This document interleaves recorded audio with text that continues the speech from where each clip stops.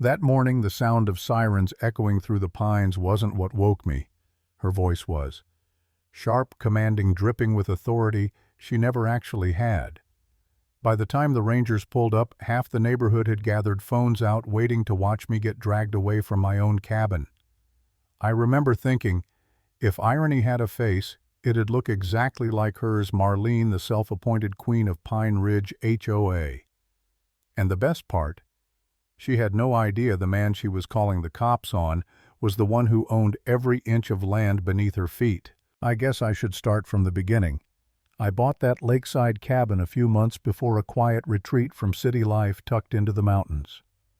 Pine Ridge was supposed to be peaceful, clean air, friendly neighbors, maybe the occasional barbecue invite. But peace doesn't last long where control freaks thrive. The first time I met Marlene, she didn't say hello. She said, "You'll need HOA approval for that firewood stack." Her tone made approval sound like a royal decree. I thought she was joking. She wasn't. Over the next few weeks, she sent me letters. Lots of them. One complained my porch light was too warm in hue.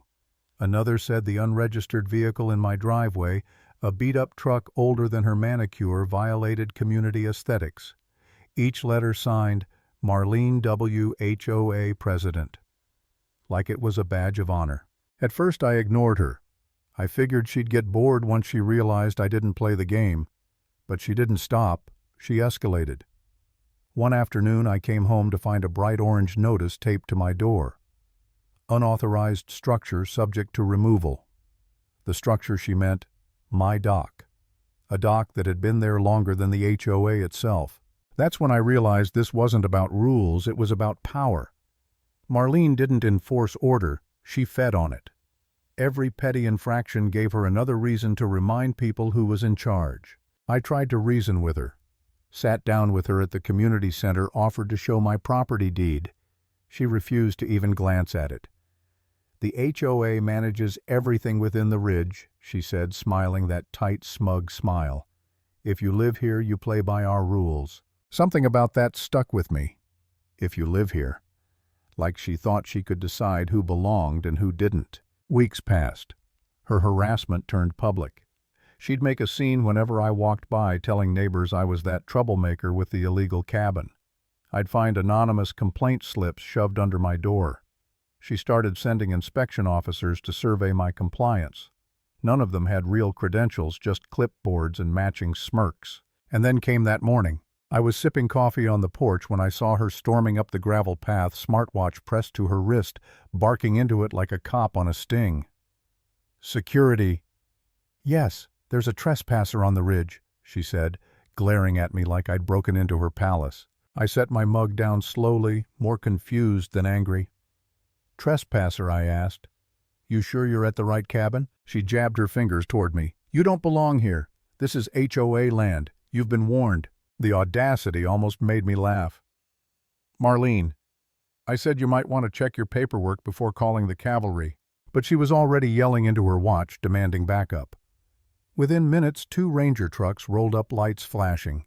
The crowd gathered, neighbors peeking from behind curtains, filming, whispering. The scene felt surreal. Officers, she called out. That's him. He's refusing to leave. Arrest him. The senior ranger approached cautiously. Sir, can you explain your connection to this property? Before I could answer, Marlene cut in. He doesn't have one. He's been squatting here for weeks. I smiled, calm as the lake behind me. You might want to see this, I said, handing the ranger a thick envelope from my satchel.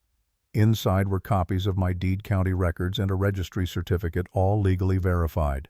Marlene's smirk faltered the second the ranger flipped the first page. His brow lifted.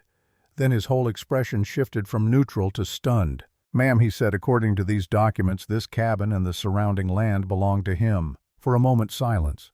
Even the wind stopped moving. Marlene blinked, then laughed shrill and fake. That's impossible. The HOA owns this ridge. Not according to the county, the ranger replied, turning another page.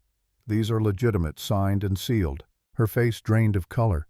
She tried to snatch the papers back, but the ranger stopped her. Ma'am, please step back. That's when I leaned in just enough for her to hear me. You called the cops on the man who owns the ground you're standing on. Her jaw trembled, but pride kept her standing. I don't care what papers you have. This land answers to our council. The ranger sighed. Council bylaws don't outrank county ownership. You've been operating without authority. The whispers started, then neighbors murmuring, realizing what that meant. Every fine, every fee, every rule Marlene enforced, it was all built on nothing. Her mask cracked. "You don't understand," she stammered. "I've been running this place for years. If this gets out, I'm finished." I unlocked my phone, pulling up the digital deed. "Then it's already out," I said, raising the screen for everyone to see. "Because this isn't just my cabin, Marlene.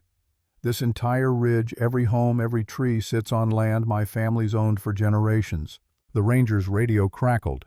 "Confirmed. Verified ownership extends across all parcels." Gasps. Dozens of them. Marlene stumbled back, shaking her head.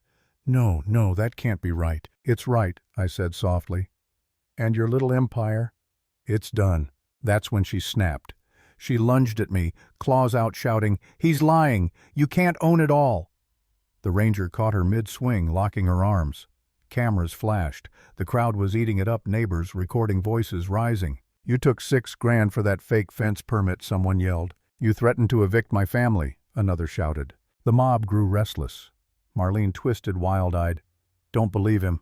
Without me, this place would have fallen apart." I held up the final proof, a weathered topographic map with the county seal stamped across the top. "This isn't a claim," I said, voice steady. "My grandfather bought these forests long before any of you built your homes here. She's been running her little dictatorship on family land." The younger ranger looked at her. "That's criminal misrepresentation, ma'am." Her knees buckled. The cuffs clicked. The crowd exploded in cheers and outrage all at once. "You'll pay for this," she spat as they led her away. "No," I said quietly. "The only thing I'm paying for now is peace. Something you stole." For a moment I thought it was over, but then she turned, that same cold grin twisting across her face. "You think I built this alone?" she sneered. "You'll see how deep it goes." And just like that she was gone, stuffed into the ranger's truck, leaving a trail of silence behind her. Neighbors surrounded me, some apologetic, others angry. If she had help, one man muttered, "Maybe the whole board's corrupt." "Where'd all our dues go?" another asked. I didn't answer right away. The truth was still sinking in. For months I'd been the outsider, the problem, the man everyone whispered about. And now, I was the owner of everything they thought was theirs. That realization should have felt like victory. But instead I felt hollow, like I'd just peeled back a rotten layer and found more underneath. The younger ranger stayed behind, speaking low. "Sir, if she's telling the truth, this might go beyond her. There could be officials involved." I nodded, staring out over the ridge as the evening light turned the pines gold. "Then we dig," I said. "We find every last one of them. No one cheats a man on his own soil." He gave me a look, half respect, half warning. "That's a big fight you're walking into." I smirked faintly. "I've been in worse. Besides, this time I've got the land on my side." The ranger left.